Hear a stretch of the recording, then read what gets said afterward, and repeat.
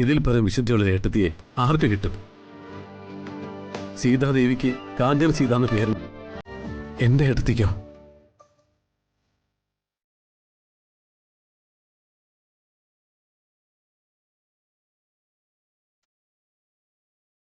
അപ്പോ എന്താ അമ്മയുടെ പേര്?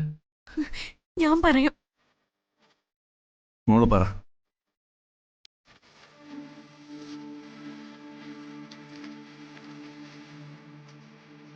ദേവി.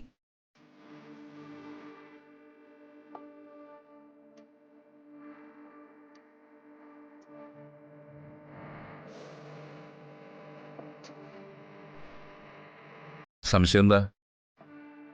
ചെമ്പകമംഗലത്തെ മഹാലക്ഷ്മി തന്നെ നന്ദിനി.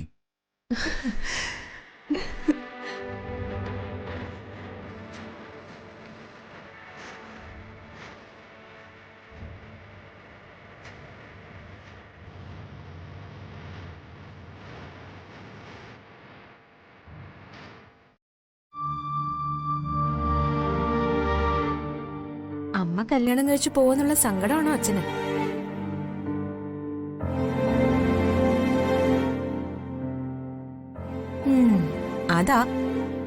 അതാണ് എന്റെ അച്ഛന്റെ പ്രശ്നം. എനിക്ക് ദേവിയെ മറക്കേണ്ടി വന്നത് ഒരു പ്രത്യേക സാഹചര്യത്തിലാണെന്ന് എല്ലാവർക്കും അറിയാം. സാഹചര്യമൊന്നും പറയണ്ട, തെറ്റുകളൊക്കെ തെറ്റുകൾ തന്നെയാ. മോളും എന്നെ കുറ്റപ്പെടുത്തുകയാണല്ലേ? ഞാൻ കുറ്റപ്പെടുത്തുന്നില്ല. ഞാൻ വന്നതേ ഒരു ഗുഡ് ന്യൂസ് പറയാനാ.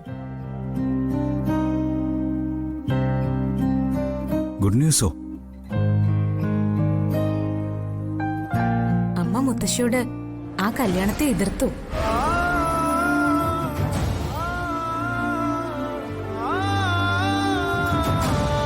തന്നെ കല്യാണം കഴിച്ചു കൊടുക്കാനാണ് ഉദ്ദേശമെങ്കിൽ ആ ആശ്രമത്തിലേക്ക് തിരിച്ചു പോവെന്ന് അമ്മ പറഞ്ഞു. മനസ്സൊന്ന് തണുക്കാൻ വേണ്ടി ഞാൻ നടന്ന കാര്യം അതുപോലെ വിശദീകരിക്കാം. അതായത് അമ്മേനെ തിരിച്ചറിഞ്ഞിരുന്നെങ്കിൽ, ഈ മകളുടെ മനസ്സ് ഒന്ന് മനസ്സിലാക്കിയിരുന്നെങ്കിൽ അമ്മ എനിക്ക് കല്യാണം ആലോചിക്കോ?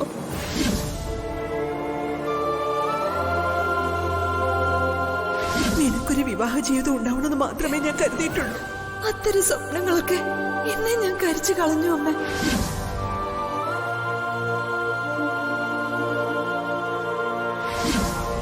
ഞാൻ നിനക്ക് കല്യാണവും ആലോചിക്കുന്നില്ല, ഒരു ചുക്കും ആലോചിക്കുന്നില്ല.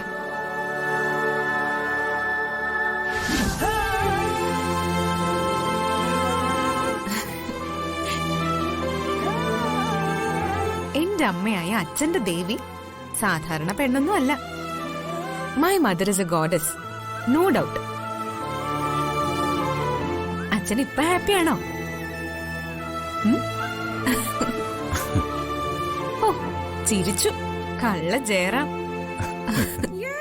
ദേവി എനിക്ക് എന്റെ മനസ്സിൽ നിന്ന് അങ്ങനെ എടുത്തു കളയാൻ പറ്റില്ല മോളെ. ഈ ദേവിക്കും അങ്ങനെ തന്നെയാ. അച്ഛനമ്മയെ ഒരുപാട് കരയിപ്പിച്ചിട്ടുണ്ടാവും, പക്ഷെ അതൊക്കെ മറക്കാനുള്ള വലിയ മനസ്സ് അമ്മയ്ക്കുണ്ട്. അതെ, അതൊക്കെ എനിക്കറിയാം. അതാ അവൾ എന്റെ മനസ്സിൽ നിന്ന് മായാതിരിക്കുന്നത്. അമ്മയുടെ മനസ്സിൽ ഒറ്റ വിഗ്രഹമേ ഉള്ളൂ, അത് അച്ഛനാ.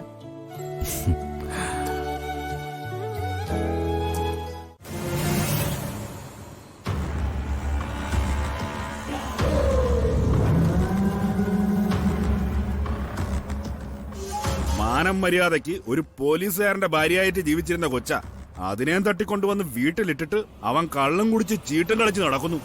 ഇപ്പതേ പോലീസും പിടിച്ചു. നീ ഒറ്റ ഒരുത്തി ആ ചെറുക്കനെ ഇങ്ങനെ വഷളാക്കിയത്. ഞാൻ എന്തോ ചെയ്തെന്നാ നിങ്ങൾ പറയുന്നത്? ചോദിക്കുമ്പോ നീ കാശെടുത്ത് കൊടുത്തിട്ടല്ലേ അവനിങ്ങനെ കൂത്താടി നടക്കുന്നത്. അവന് മനസ്സമാധാനം ഇല്ലാഞ്ഞിട്ടാ അവൻ കുടിച്ചു കൂത്താടി നടക്കുന്നത്.